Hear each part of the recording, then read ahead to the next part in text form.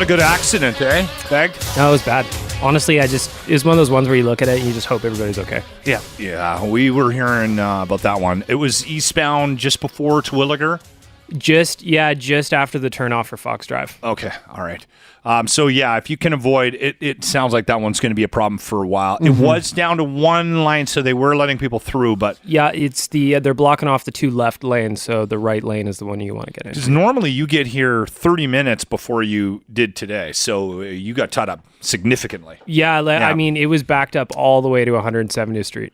Let's touch on the Nation Golf Tournament quickly. The date of that is August 30th. What day of the week is that again? Is that a Friday? It's a Thursday, I believe. It's a Thursday, okay. Yeah. How's it going? You guys starting to get some teams? Yeah, we're starting to fill up already. So it's one of those things where if you want to be in on this tournament, which I think that you should, if you're listening to this and you like to golf and you like to drink and you like to hang out and just have a great time and with the chance of winning some stuff, you want to be on this.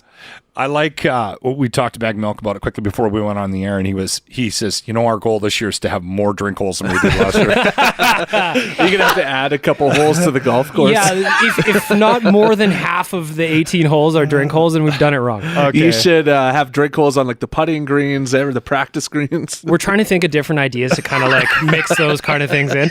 That's fantastic.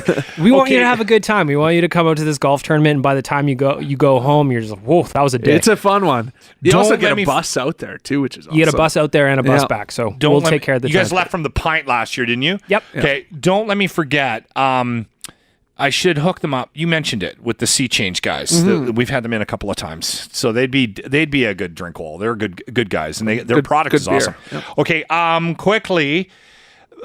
Let's do Lucic quickly and then get into this whole Ottawa Senator's wife's thing. So, just real quick, a little touch. Lucic on his way out, or they're really shopping him hard? Yeah, they're really shopping him hard. I did some digging around. I was trying to grease my contacts, the few people that I do know, and it seems like it just, for him on a personal level, it wasn't a fit anymore, and the Oilers are trying to accommodate getting him to a spot where he's more comfortable. Plus, they probably wouldn't mind moving that contract anyways. Yeah, the contract is a really tough one to move, so if they got a chance to move it and they also help the guy out on a personal level, then, I think it's something that they'll look at doing. What do we mean personal level? Well, he wants out of Edmonton, basically. I think, you know what, it's like one of those times where you buy a nice pair of jeans, and at first you love that pair of jeans, and it makes your butt look good, and then all of a sudden you're hearing from other people, hey, those don't fit you so well. Yeah, it's not quite the right. I did read. Would they?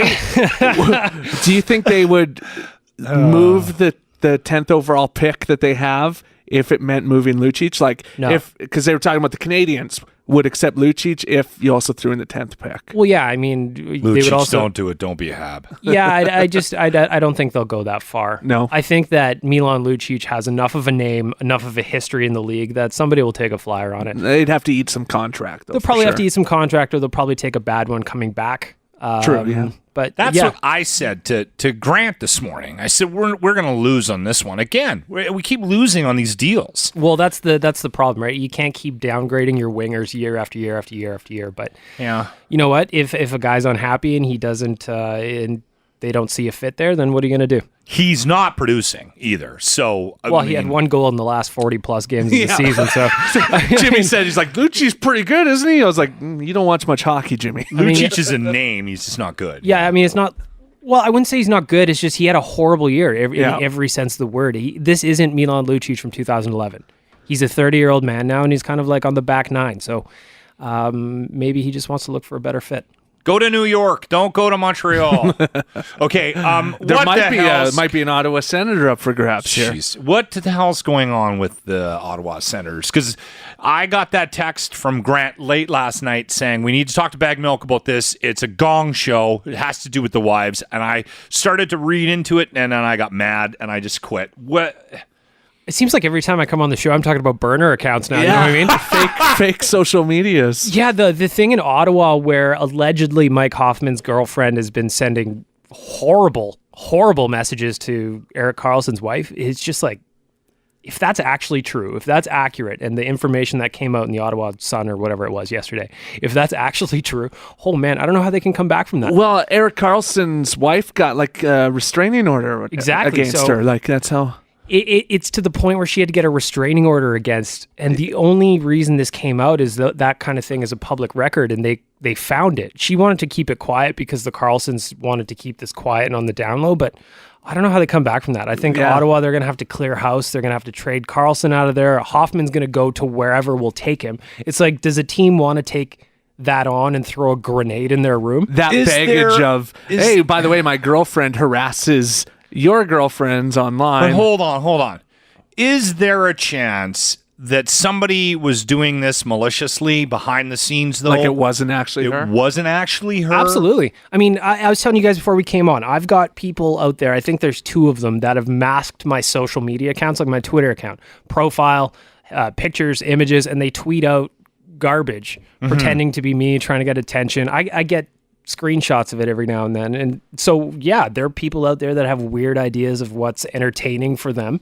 They've got nothing better to do. Yeah. And of course, that could definitely be a possibility. So there are people in the Ottawa Senators camp, to be fair to the Karlssons, that believe she has it in her to do this kind of thing. Yeah, I mean, there was a bunch of denying it. There were a bunch of wives that came out on social media yesterday. Kyle Turris, who is no longer with the Senators, Andrew Hammond, who's no longer with the Senators. Their wives came out and said, "This is crazy," and some of them kind of implied they think it's true. So, okay. Wouldn't it be easy to prove, though, that, like, you know about your accounts that have mimicked you? Wouldn't it be easy to find out and actually track that, especially if she's doing it on social media? If she's attacking her on social media, then anyway. Yeah, I assume they're going to try to get Instagram involved. I assume they're going to get some kind of tech people involved in it with the police. But they'll figure it out. They'll figure it out, but at the same point, oh, good. Another weird story to follow. It's not like we haven't got enough of that. Yeah, being anonymous on the internet is not overly hard if you have an idea of what you're doing. Okay. Yeah. Well, right. That also, I was going to say, though, Erik Karlsson, they're already talking like he's going to get traded. That might be another just kind of nail in the coffin. In yeah, Ottawa. and according to the story out of Ottawa, Karlsson and Hoffman almost came to blows in a parking lot about this after, like they were getting into it. Okay, there is something here then. If teammates are fighting over this stuff too, yeah, right? I guess there was a big argument in a parking lot near the end of the season about this, and it kind of divided the room. And Hoffman saying no, Karlsson saying yes, and so it's a he said, she said, and I guess we'll have to wait and see how it plays out. There's a lot of this kind of politics, I'm sure, that we don't even hear about. We never know, especially with young guys with a lot of money.